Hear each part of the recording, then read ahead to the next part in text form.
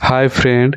आज की मूवी श्री विष्णु जी के ऊपर है। मूवी का नाम महाभारत नरसिम्हा 25 जुलाई 2025 को रिलीज हुआ है। ये मूवी की स्टार्टिंग में देखने को मिलेगा हिरण्यकश्यप के माता और पिता जो साधु थे। उनकी माँ ने बारिश की एक बूंद हाथ में लेकर पीने से काम वासना जागा, काम वासना में लीन हो गए। सुबह को हिरण्यकश्यप के पिता उनके माता को बोला, तुम ये क्या अनर्थ कर दिया, इसका परिणाम भयानक होगा, तुम दूसरों को जन्म दोगे। वो दोनों भाई तीनों लोक में कयामत लाएंगे। के माता ने भी पश्चाताप किया, उनके कोख से जन्म लिया हिरण्यकश्यप और हिरण्यकेश दोनों पाताल लोक में सबको मार के डरा के उनके आयत में ले आए। उसके बाद गुरु शुक्राचार्य ने दोनों को काली विद्या का ज्ञान दिया। उसके बाद दोनों भाई काली विद्या में महारत हासिल किया और अनेक अलौकिक सिद्धियां प्राप्त किया। उसके बाद दोनों भाई महाशक्तिशाली हो गए और मनुष्य को मार के अपना साम्राज्य विस्तार करने लग गए। धर्म स्थान को भी नष्ट कर दिया। उसके बाद माता पृथ्वी को दिखाया गया। हिरण्यकेश ने माता पृथ्वी को बंदी बना के समुद्रों में छुपाया दिया। उसके बाद विष्णु देव ने वराह देव अवतार लिया और माता ढूंढने के लिए समुद्रों में गए। उधर पहले वराह देव ने हिरण्यकश्यप से मुक्त किया। उसके बाद वराहदेव और हिरण्यकश्यप का युद्ध चला। फिर वराहदेव ने हिरण्यकश्यप का परास्त किया और मार दिया। उसके बाद हिरण्यकश्यप ने अपना भाई को वादा किया, मैं तुम्हारा बदला लेके रहूंगा। उसके बाद हिरण्यकश्यप ब्रह्मदेव की तपस्या करने लगा और उनकी पत्नी ने आश्रम में विष्णु भगवान की प्रवचन सुनने लग गए और भगवान विष्णु की नाम जप करने लग गए। ब्रह्मदेव को प्रसन्न कर दिया। हिरण्यकश्यप ने ब्रह्मदेव को प्रसन्न करके सबसे शक्तिशाली अमर वर प्राप्त किया।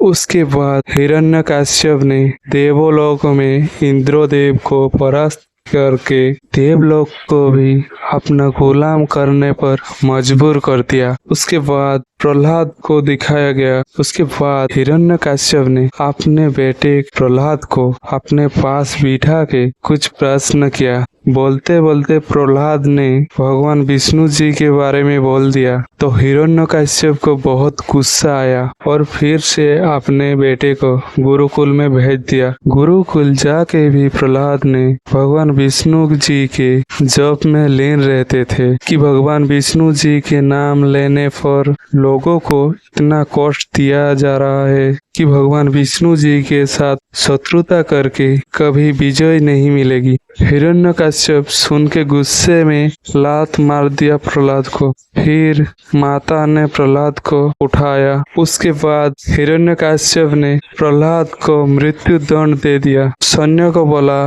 कि प्रहलाद को मार दो। प्रहलाद ने भगवान विष्णु जी को ध्यान किया। जो भी उसे मारने गया सब खुद के अस्त्र से मर गए। उसके बाद हाथी से कुचलने की कोशिश किया गया, लेकिन हाथी ने भी प्रहलाद को प्रणाम किया और सैन्यों को कुचल के मार दिया।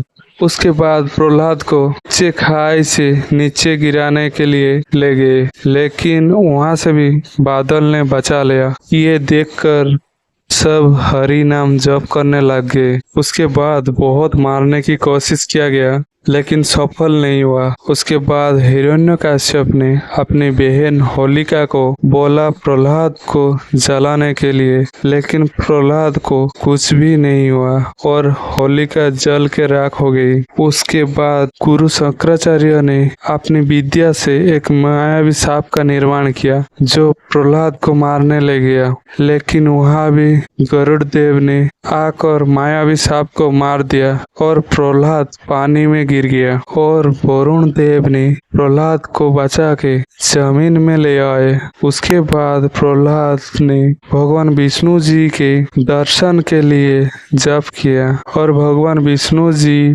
ने दर्शन दिया प्रहलाद को। उसके बाद हिरण्यकश्यप ने प्रहलाद को बोला तेरे भगवान विष्णु जी को मैं चुनौती देता हूँ। उसके बाद स्तंभ चीर के भगवान विष्णु जी ने नरसिंह देव के अवतार लिए और स्तंभ के भीतर से निकले। उसके बाद नरसिंह देव और हिरण्यकश्यप बहुत जोर की युद्ध चला।